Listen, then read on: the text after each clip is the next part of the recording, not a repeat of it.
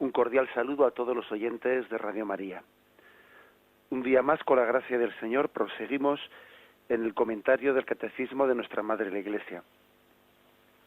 Estamos a partir del punto 904, dentro del apartado que tiene como título la participación del laico en la misión profética de Cristo. Perdón, mejor dicho, es el punto 908, la participación en la misión real de Cristo. La participación en la misión profética de Cristo es ayer, cuando lo hicimos, y antes de ayer fue la misión sacerdotal. Nos faltaba, pues, la participación del laico en la misión real de Cristo, que es a partir del punto 908. Bien, vamos a comenzar a leer el primer punto y luego lo vamos comentando.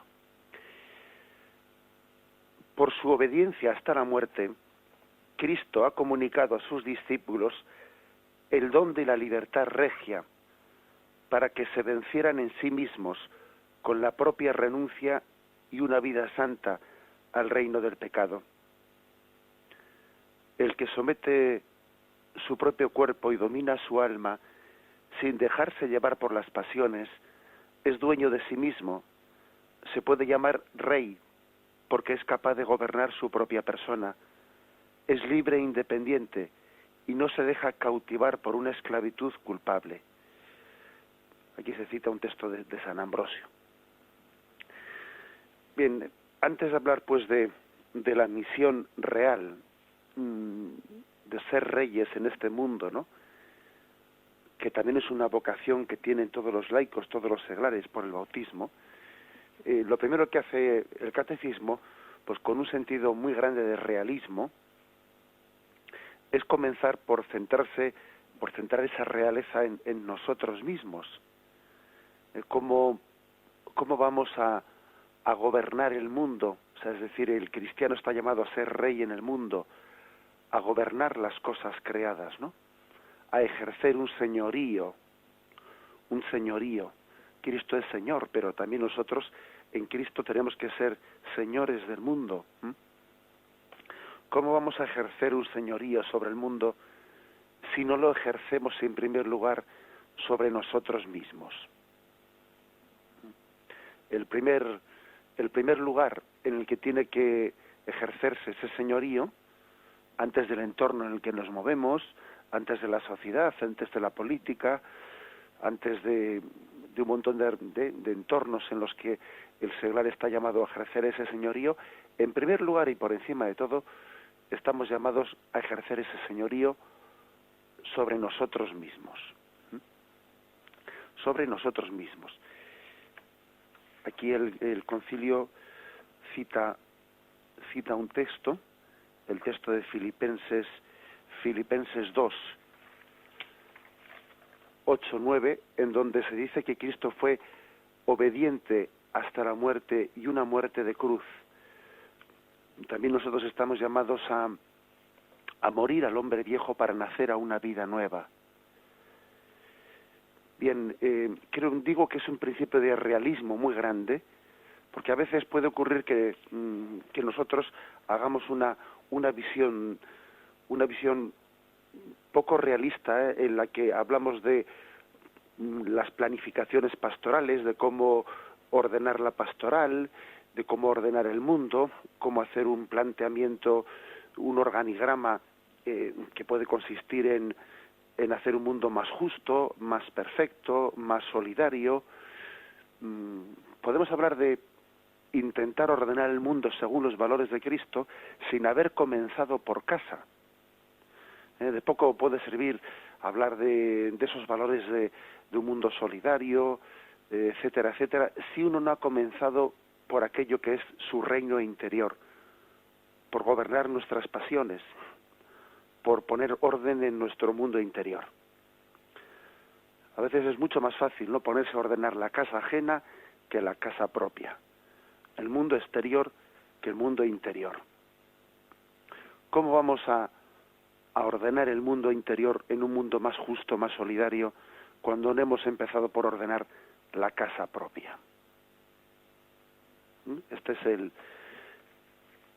el gran cuestionamiento. Este es un planteamiento realista, realista, porque hoy en día es muy frecuente, pues, en esta cultura que se está desarrollando tanto, ¿no?, del mundo de las ONGs, del mundo que predica pues un mundo más justo, más solidario. Es muy frecuente que se haga un planteamiento de justicia, de solidaridad, de pues de una globalización de los valores de solidaridad en el mundo. Es muy frecuente que se planteen ese tipo de valores sin comenzar por casa.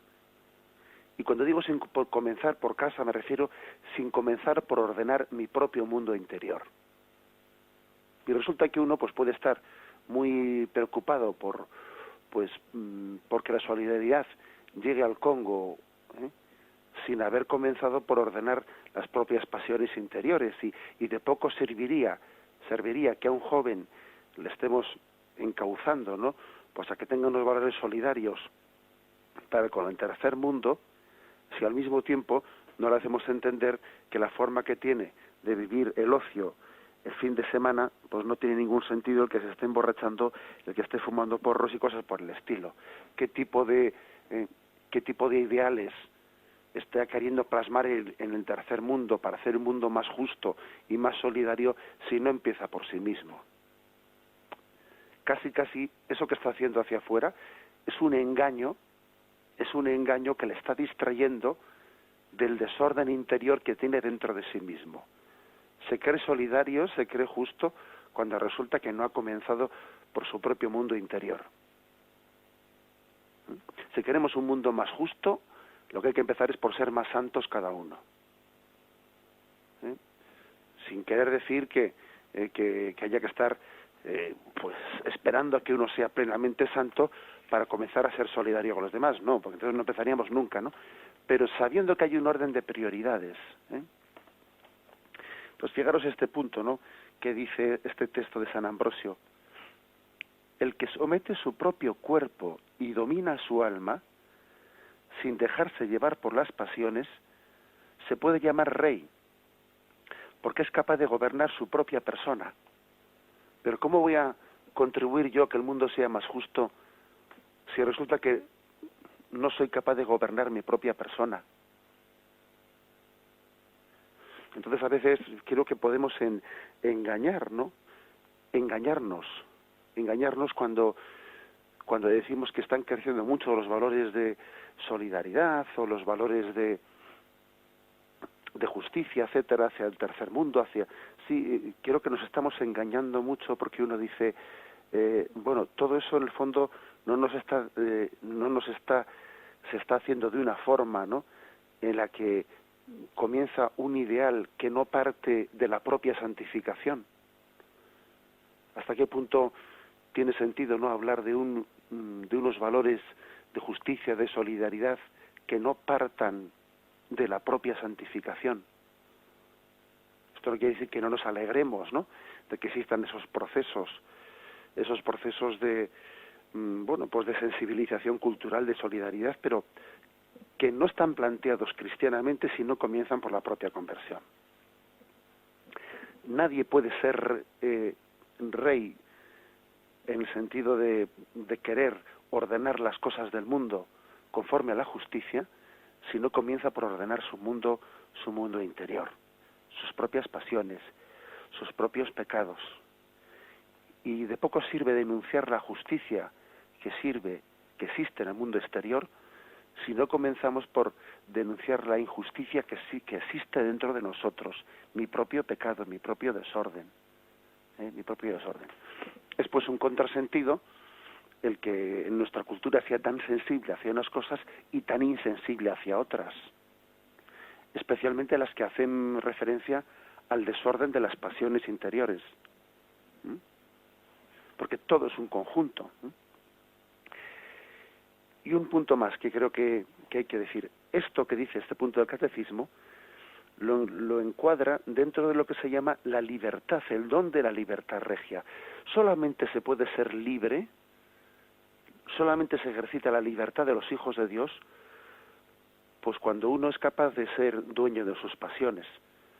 Porque aquí una de dos, o se es dueño de las propias pasiones, o es tu voluntad la que conduce tu vida, o de lo contrario eres arrastrado por tus pasiones. Y ahí no hay punto intermedio. O es la voluntad la que te conduce, o son las pasiones las que te arrastran. Luego, ser rey, ejercitar esa misión real que tiene el cristiano en el mundo, supone también conducir la voluntad, ¿no? Conducir la voluntad y desenmascarar un mundo que a veces se cree que es libre, pero que no es libre. Un mundo que no confunde, que tiende a confundir voluntad con apetencia o con ganas. Con mucha frecuencia este mundo dice, yo hago lo que me da la gana. Y detrás de esa expresión lo que verdaderamente está ocurriendo es que no es la voluntad la que es dueña, sino que hago lo que las pasiones me arrastran. Luego eso no es la auténtica libertad de los hijos de Dios.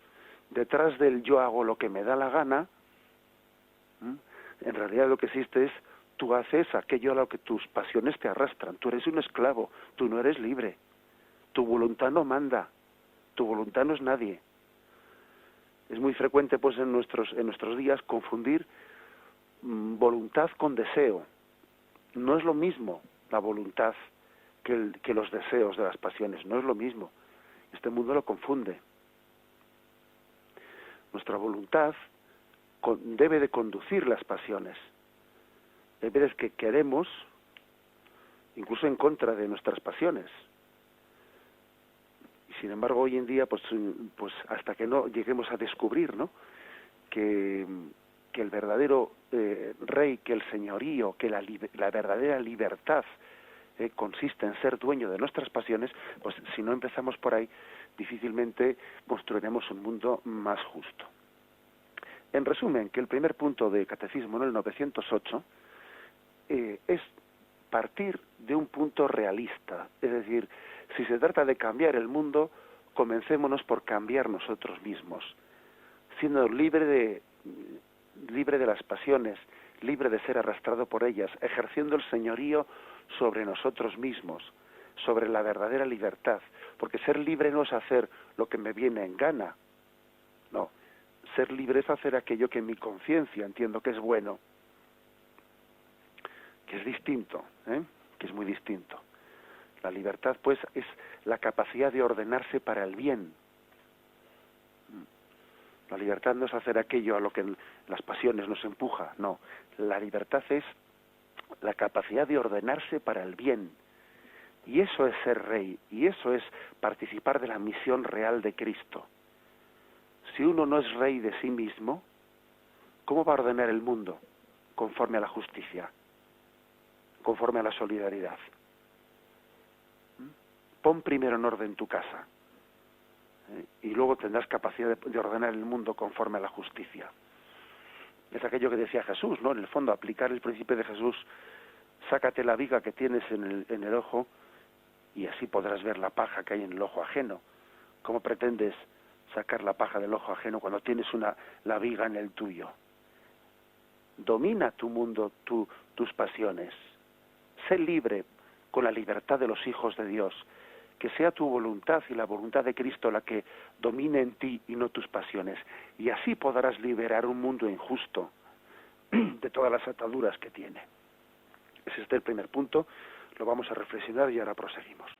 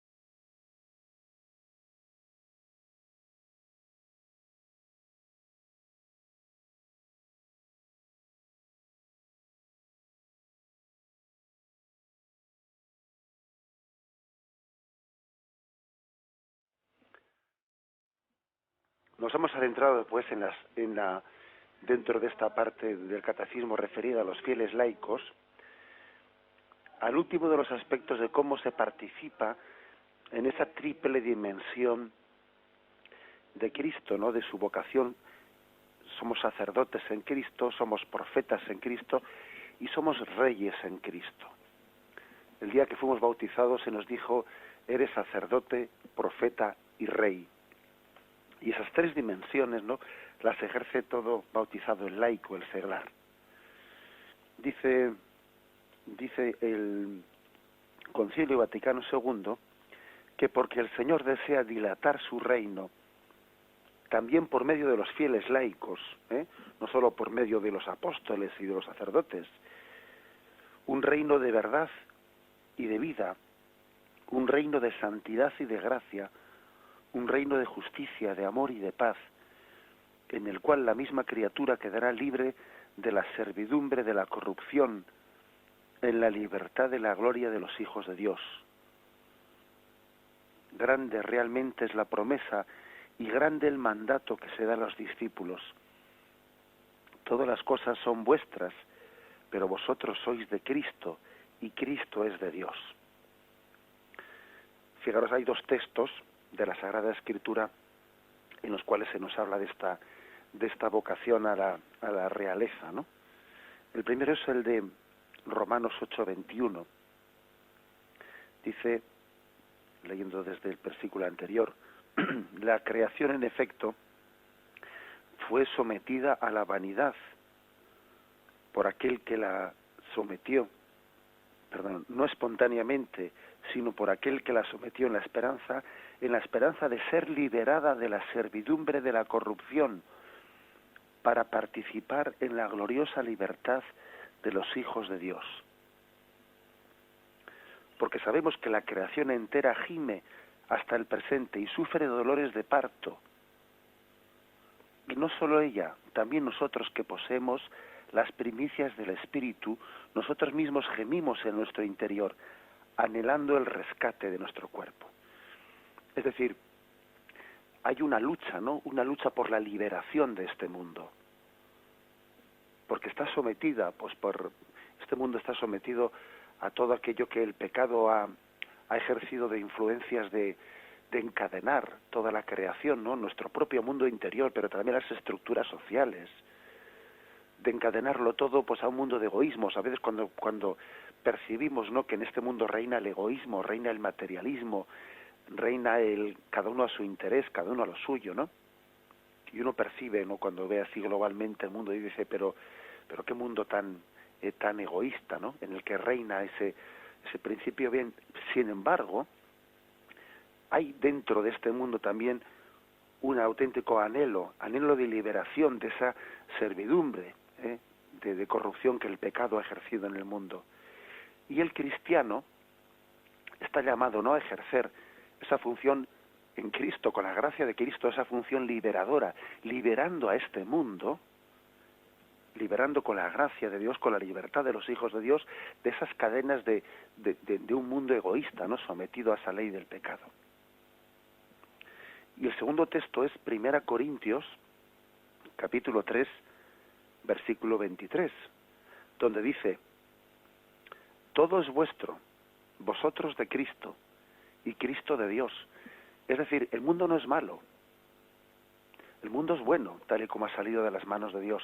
Otra cosa es que en el mundo reine este desorden, que da la impresión de que el mundo no está sometido al pecado, que en él Satanás es príncipe de este mundo porque ha conseguido que las relaciones económicas, sociales, ¿no?, pues sean todas, ¿no?, todas o en buena parte, no dominadas por el egoísmo y el pecado. Pero ojo, el mundo es bueno en cuanto criatura de Dios y está llamado a ser rescatado para Cristo y a ser ordenado para Cristo. Por eso dice 1 Corintios 3:23, todo es vuestro, vosotros de Cristo y Cristo de Dios. Estamos llamados a ordenar, como piramidalmente todo, en función de Cristo. Todo es vuestro. ¿Qué quiere decir? Que las cosas tienen que estar al servicio del hombre y no el hombre al servicio de las cosas. es el dinero y los bienes materiales los que tienen que estar al servicio del hombre, y no el hombre al servicio del dinero. Todo es vuestro. Estamos llamados a ser señores de los bienes materiales, no esclavos de ellos, sino señores. El hombre pierde su realeza, pierde su dignidad cuando se pone al servicio del dinero, cuando el dinero le esclaviza, cuando es su último valor. Todo es vuestro. Pero tampoco es un egocentrismo, sino que dice, y vosotros de Cristo. Es decir, el hombre es dueño de su voluntad y al mismo tiempo esclavo de su conciencia. En su voluntad, él es dueño de las cosas.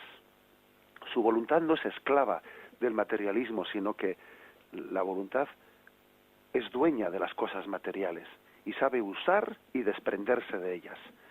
Como decía San Ignacio, usa de las cosas creadas en tanto y cuanto le sirven para gloria de Dios, y en tanto y cuanto son un estorbo se desprende de ellas. Sabe usar y sabe desprenderse. Eso es ser dueño de la voluntad y al mismo tiempo esclavo de nuestra conciencia, porque no se trata de ser un egocentrista, sino que en nuestra conciencia servimos a Cristo. Todo es vuestro, vosotros de Cristo y Cristo de Dios.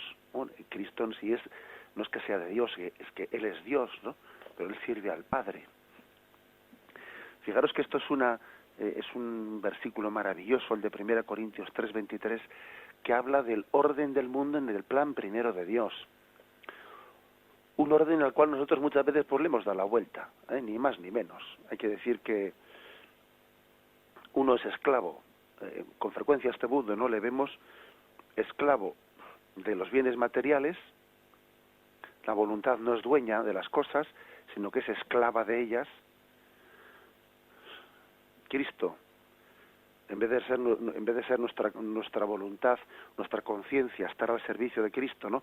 Pues nuestra conciencia sencillamente está borrada o casi anulada pues porque somos arrastrados por esta vida y nuestra conciencia no sirve a Cristo nuestro Señor, sino que casi es acallada por los hechos que se nos imponen, no por la ley de los hechos consumados.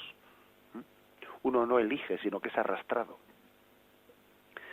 Repitamos pues este versículo de 1 Corintios 3:23. Todo es vuestro, vosotros de Cristo y Cristo de Dios. El cristiano está llamado a ser rey, a ejercer su realeza de esta forma. Sé dueño de tu voluntad, que tu voluntad sea dueña de las cosas creadas, dueña y no sierva. Sé dueño de tu voluntad y esclavo de tu conciencia, que en tu conciencia todo aquello que se ha puesto a tu servicio, tú lo pongas al servicio de la gloria de Dios. Deben pues los fieles, ¿no?, conocer la naturaleza íntima de todas las criaturas, su valor y su ordenación a la gloria de Dios. Y además deben ayudarse entre sí, también mediante las actividades de este mundo, para lograr una vida más santa, de suerte que el mundo se impregne del Espíritu de Cristo y alcance un fin de justicia, de caridad, de paz. Tenemos pues que procurar que el laico, que el seglar, sea competente en los asuntos profanos y que, al mismo tiempo, por la gracia de Cristo, no todos los bienes creados se desarrollen al servicio de todos, según el plan creador de Dios y del Verbo. Mediante el trabajo, la vida técnica y la cultura, ¿no?, ordenar todas las cosas de esta vida, el progreso de este mundo a través de Cristo para la gloria de Dios, para la gloria de Dios. Creo que este es un punto bien clave y bien céntrico, que ahora vamos a adentrarnos en él, que es el punto 909. Hacemos un momento de reflexión y continuamos.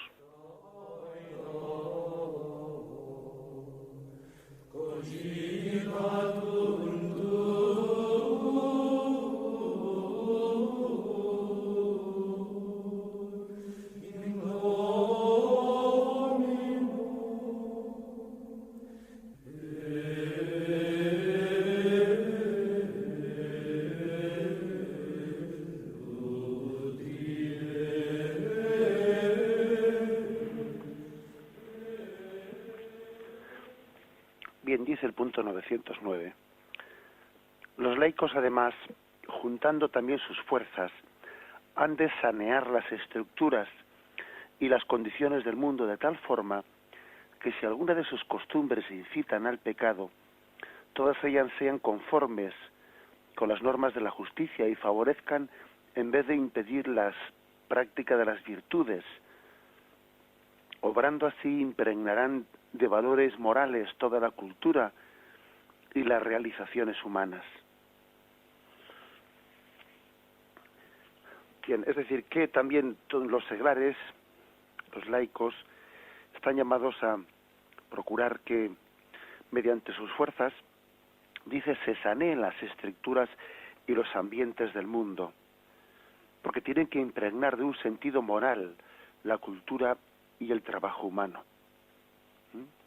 O sea, no se puede separar lo profano de lo sagrado como si fuesen dos ámbitos absolutamente pues ajenos el uno al otro.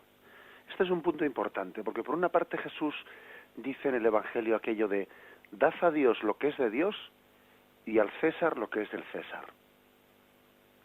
Y con esa frase, pues parece que da a entender que hay una autonomía entre el orden temporal y el orden espiritual. Dad a Dios lo que es de Dios y al César lo que es del César, sí, pues es decir, no se puede mezclar el orden de las cosas temporales y el orden de las cosas sobrenaturales. Pero ojo, eso no quiere decir que sean dos órdenes totalmente de espaldas el uno al otro. Porque el mismo Señor, en muchísimos pasajes evangélicos, pues Él quiere que el orden de este mundo sea conforme a Dios. Y el mismo Jesús, que dice, dad a Dios lo que es de Dios y al César lo que es del César, le dijo después a Pilato, cuando Pilato le dice, ¿no sabes que yo tengo poder para quitarte la vida o respetarte la vida? Le dice a Pilato, tú no tendrías ningún poder sobre mí si no se te hubiese dado de lo alto. Con lo cual también Jesús con ello está proclamando que, bien, que hay una autonomía entre el orden temporal y el orden espiritual, pero que ese mismo orden temporal, en última instancia, viene de Dios, y tiene que estar también respetando la ley natural y los designios de Dios en última instancia. Bien, hay que, por lo tanto, en razón de este equilibrio, hay que entender que cualquier asunto temporal en el que el cristiano cualquier asunto temporal en el que el cristiano se emplee tiene que estar no sustraído, ¿no? Pues a la finalidad de Dios, no sustraído a él, sino que tenemos que reconocer que la ciudad terrena, los asuntos temporales, se rigen por principios propios, tienen sus propios principios. Bien, pero aunque tengan sus propios principios, en última instancia, internamente, están ordenados a Cristo. ¿Cómo explicar esto?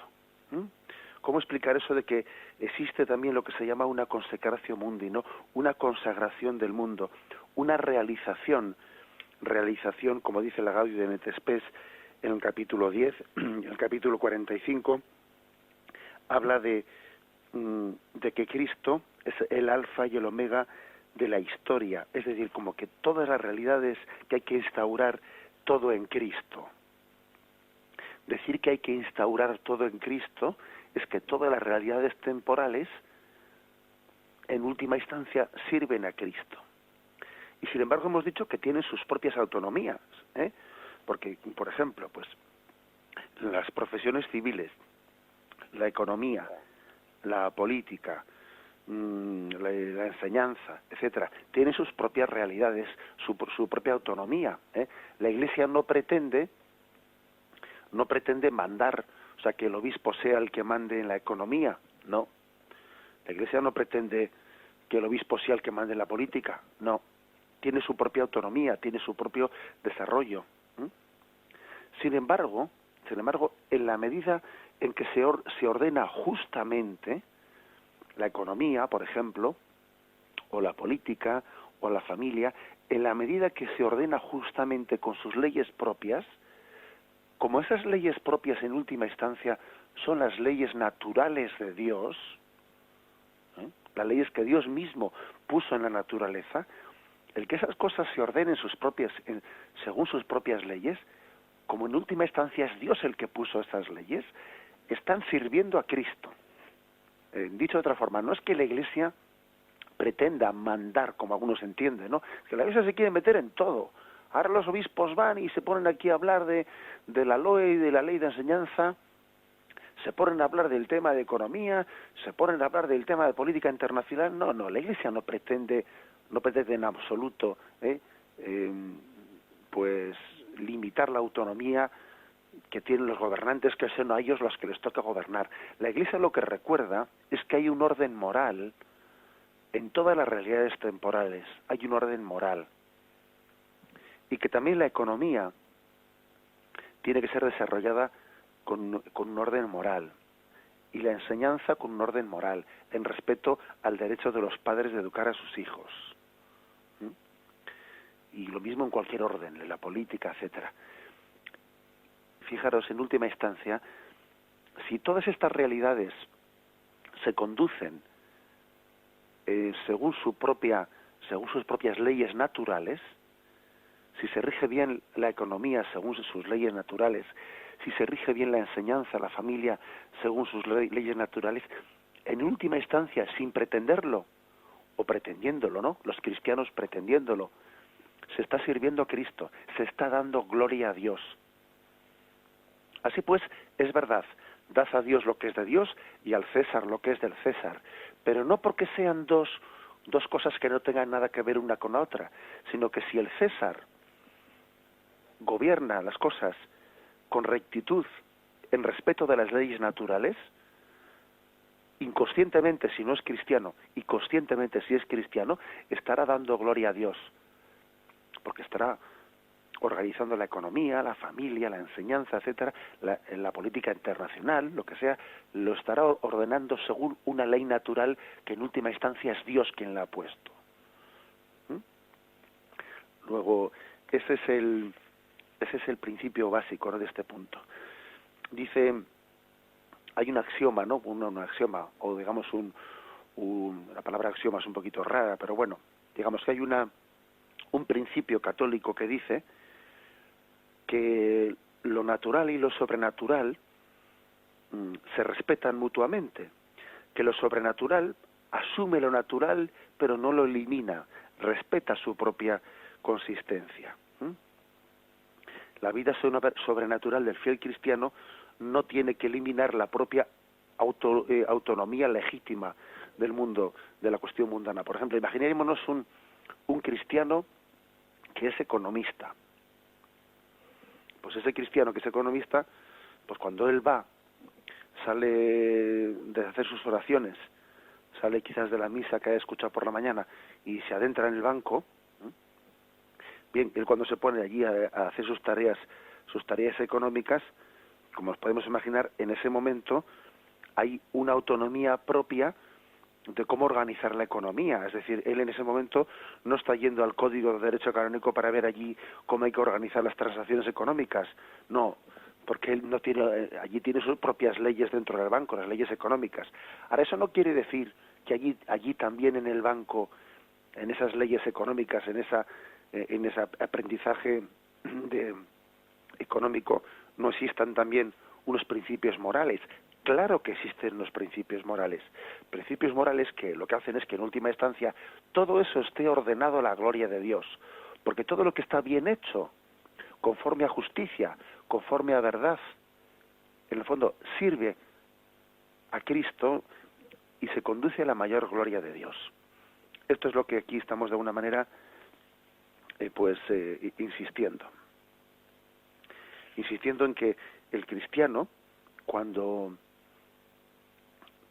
ordena bien las cosas naturales, está sirviendo en última instancia al principio sobrenatural de que todo es del hombre, el hombre es de Cristo y Cristo es de Dios. Está finalizando el mundo en Cristo, porque Cristo es el culmen de la creación. El buen orden de las realidades temporales el de la familia, el de la nación, el de la humanidad, pues es un fin en sí mismo, pero es un fin secundario sometido a un fin último que es el de la gloria de Dios. Bien, vamos a meditarlo brevemente y continuamos.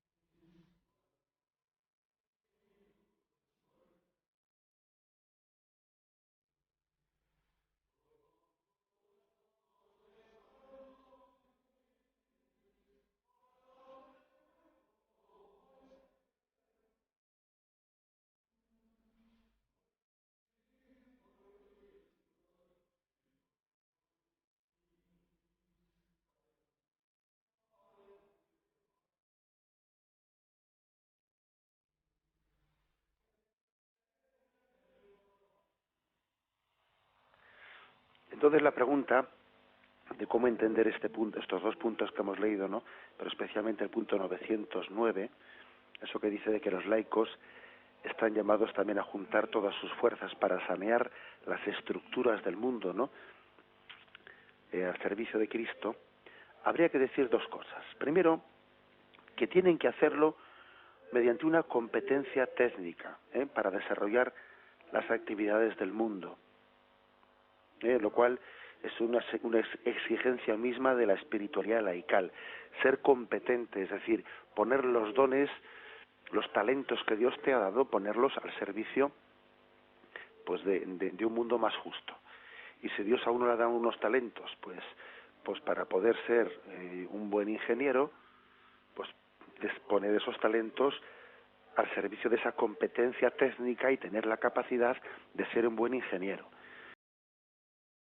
Talentos, pues para ser pues una madre de casa que haga unas tareas, no, pues hacerlas con todos sus talentos, exponer esos talentos, no ir a lo cómodo, sino desarrollarlos con esa capacidad que puede llegar a tener pues una ama de casa, de ser capaz de ordenar la vida familiar al servicio de, es decir, en primer lugar, la competencia técnica.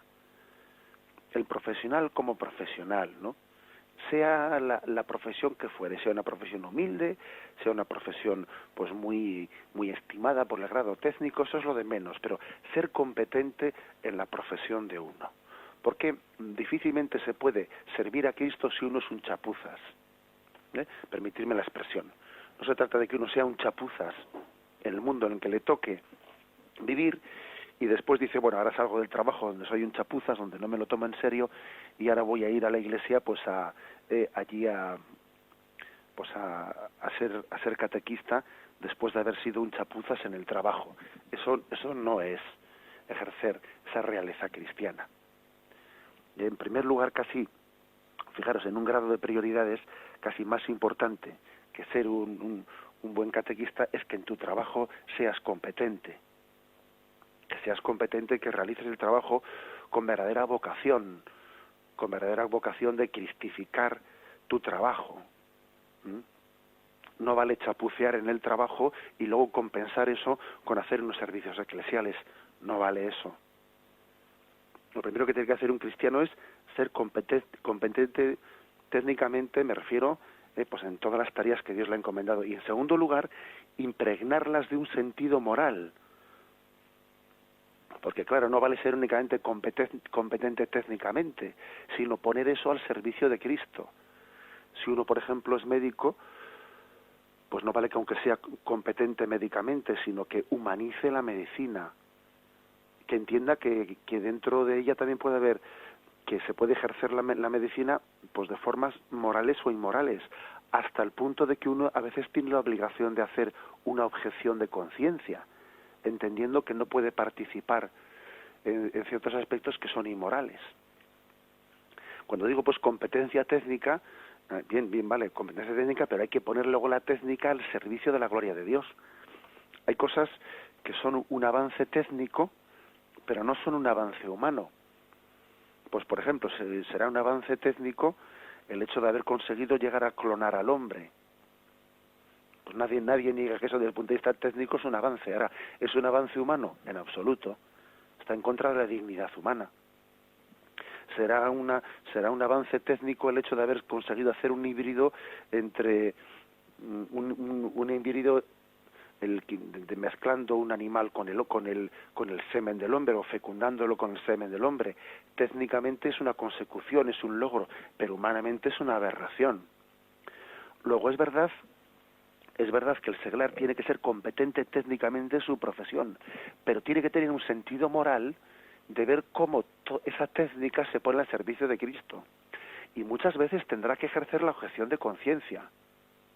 Cuando vea que esa competencia técnica se pretende utilizar en contra, ¿no?, de los principios morales. Y eso hay que, o sea, no todo avance técnico es un avance moral, un avance humano. A veces no lo es. Y cada vez más tenemos que acostumbrarnos a que el cristiano pues tenga que ejercitar su objeción de conciencia, a veces poniendo hasta en peligro su puesto de trabajo. Por lo tanto, 2 puntos, ¿no? O sea, 2 puntos. Sencillamente el hecho de que tenemos que ser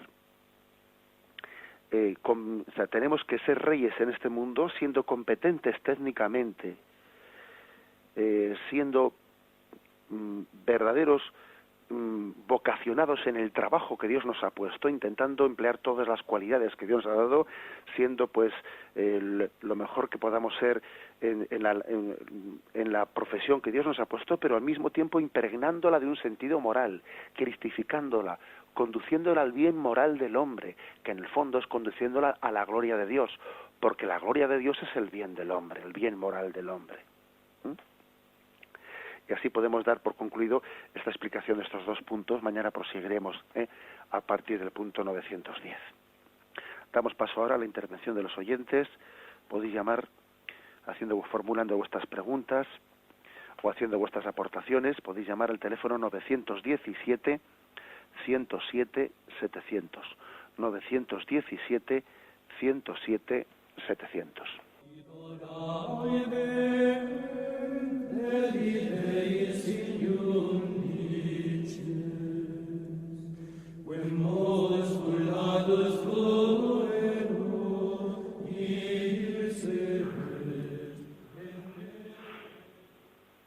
Buenos días, ¿con quién hablamos?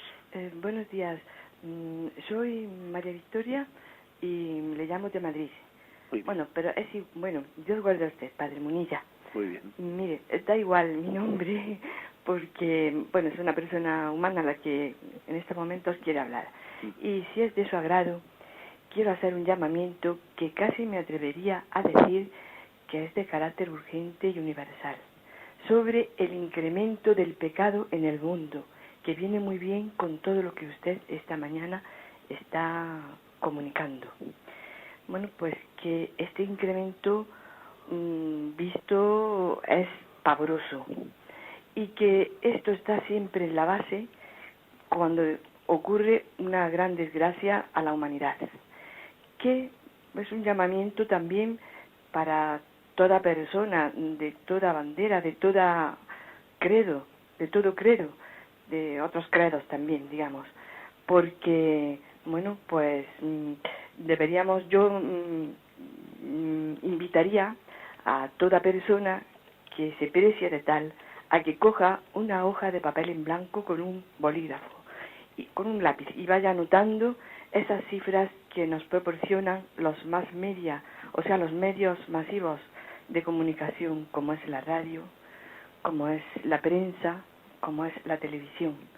Sobre, bueno, una cosa que ya está muy dicha, pero nunca será suficiente, las clínicas, las cifras que arrojan las clínicas las clínicas permitidas de exterminación de la vida humana, como es el aborto, porque es pavorosa la cifra, no digo ya intramuros, sino extramuros, universalmente me refiero, la eutanasia, las del terrorismo, en términos universales hablo, las drogas, la guerra, también las víctimas que produce la pederastia, la pornografía, la destrucción también entra de nuestro planeta Tierra con tanta contaminación, que nos hemos provocado un azote como es el del SIDA y que tenemos a las puertas llamándonos un jinete al cual hay que atarle las bridas y no espolearlo con el incremento del pecado.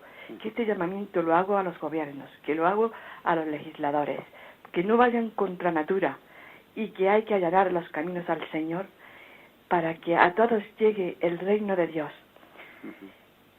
Le agradecemos su llamada, que ciertamente coincide, como usted bien dice, con lo que hoy especialmente en el punto 909, ¿no?, hemos desarrollado. Dice que, vuelvo a leer una frase que hemos dicho en este punto, ¿no?, que tenemos como vocación, ¿no?, sanear, dice, todas las estructuras sociales, ¿no?, de manera que cuando esas costumbres y las organizaciones sociales incitan al pecado, hay estructuras de pecado en el mundo, ¿no?, como esta oyente está de alguna manera dando a entender, hay estructuras de pecado que favorecen la injusticia, favorecen el pecado, ¿no?, y nosotros tenemos la obligación ciertamente de ordenar el mundo, pues purificándolo de todas esas estructuras de pecado.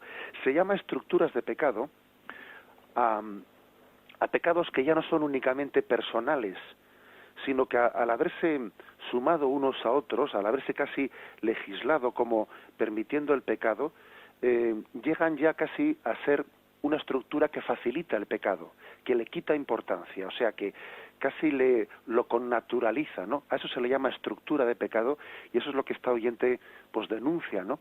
El hecho de que en nuestra sociedad no es que existan pecados personales, sino estructuras de pecado en el que parece que se lleva a sentir como connatural, como si fuese casi un derecho del hombre, ¿no?, pues el pecar. Adelante, damos paso al siguiente oyente. Sí, le doy la enhorabuena a la locutora, a la que ha hablado, a la persona que ha hablado anteriormente, como a usted concretamente, por lo claras que dice las cosas. O sea que nos instruye, pues, pero mucho. Y bueno, mi llamada era solamente para sugerir, bueno, desde que hace algún tiempo me he jubilado, pues voy a un día a una misa, a iglesia, otro día a otra, y veo que la palabra Cristo se utiliza, pues, no sé si en un 80-90% más que la de Jesús o nuestro Señor Jesucristo, y lo cierto es que cuando la Virgen recibió el anuncio del ángel, le dijo, le pondrás por nombre Jesús, bueno, que significa, como sabemos, Salvador, y Cristo ungido, pues sí que fue ungido para salvarnos, que si no sería más, no sé, quiero decir, no me atrevo a enseñar a nadie que utilizábamos alternativamente la palabra Jesús o nuestro Señor Jesucristo, que, bueno, pues bien está, pero que se utiliza muchas más veces la palabra Cristo solamente, no es más que eso, Padre, y perdónenme la sugerencia. Bien, de acuerdo. Vale, muchas gracias. Bien, adelante, le hago una mínima sugerencia bueno, yo creo que siempre tenemos que intentar, ¿no?, pues enriquecer y complementar todas las fórmulas y los títulos cristológicos, pero quizás el más completo sea el de Jesucristo, el de Jesucristo, porque en él se está complementando esos dos aspectos, ¿no?, el de Jesús en cuanto a su nombre particular y Cristo en cuanto el elegido por Dios y el ungido por Dios. La palabra Jesucristo integra esos dos aspectos, ¿no?, el aspecto humano y el aspecto divino. Adelante, damos paso al siguiente oyente. A ver. Sí, buenos días, ¿con quién hablamos? Buenos días. Buenos días. A ver, padre, yo soy un gran oyente suyo, les llamo desde Vitoria, soy de una comunidad del Señorío de Jesús, donde por lo general muchas veces pues en la misma oración salen palabras proféticas. Yo quería saber, porque yo soy un poco refractario a esas cosas, a decir, esto dice el Señor, y muchas veces pues no es el Señor el que dice, no son a lo mejor las personas, como suele pasar muchas veces, y porque así dicen cosas bien, no dicen cosas malas, pero terminan diciendo en la misma oración, yo el Señor, y a eso yo algunas veces pues tengo un poco de reparo. Hace poco pues salió una oración que decía, que repitió 3 veces, os necesito, os necesito, os necesito. Y después leí yo en San Agustín que Dios no necesita al hombre para nada. Yo quería que me aclarara cuándo es profecía, si es verdad o es cosas que dicen buenas o que todas son buenas, pero que no es profecía, nada más. Bien, de acuerdo. Hombre, la pregunta que hace este oyente en el fondo pues requiere, hay que decir que toda cosa para que pueda ser recibida como profecía en última instancia tiene que tener el discernimiento de la Iglesia. Y claro, pues igual no va a estar también la Iglesia empleando toda su autoridad en discernir una cosa concreta que haya podido decir pues una persona en la comunidad a la que él pertenece, porque evidentemente la Iglesia utiliza su autoridad magisterial pues en cuestiones que son más públicas, ¿no? Yo diría que la medida que a usted, pues en la comunidad a la que usted pertenece, vea que algo que algún miembro de la comunidad pues se ilumina, etcétera, a usted le sirve para bien y le sirve para entender mejor pues las Sagradas Escrituras en adhesión al magisterio de la Iglesia, etcétera, pues cójalo, adhiérase a ello, también sin apego, pero bueno, sírvase de ello en la medida que le sirva, y en la medida en que no le sirva, pues bueno, pues tenga la libertad de no cogerlo, de no tomarlo. Pero para que sea profecía en el sentido explícito, debe de ser discernido por la Iglesia. Ahora, en concreto, en esa última percepción que usted ha hecho, ¿no? ¿En qué sentido el Señor puede decir nos necesita? Hombre, sí es cierto, sí es cierto que el Señor en Getsemaní nos pidió que hiciésemos oración, velad y orad conmigo. Es decir, el Señor quiere tener necesidad de nuestra colaboración para extender el reino de Dios. Él, aun siendo Dios, aun siendo omnipotente, Él ha querido necesitar del hombre, ha querido que la extensión del reino nos tenga a nosotros como mediación, con lo cual no es incorrecto decir que el Señor ha querido necesitar de nosotros. Es un misterio de humildad, porque Él, siendo omnipotente, ha querido necesitar del hombre para extender su reino. Y el hombre puede decir que no a esa colaboración de Dios en la extensión del reino. Bien, hemos llegado ya al tiempo, no queremos pasarnos de él. Damos gracias a todos los oyentes por haber podido pues también tener este rato de coloquio y de profundización en estos aspectos del catecismo. Dios mediante, continuaremos mañana, proseguiremos con este aspecto de la participación del laico en la misión real de Cristo que hemos dejado hoy inconclusa. Con mi bendición. La bendición de Dios Todopoderoso, Padre, Hijo y Espíritu Santo descienda sobre vosotros. Alabado sea Jesucristo.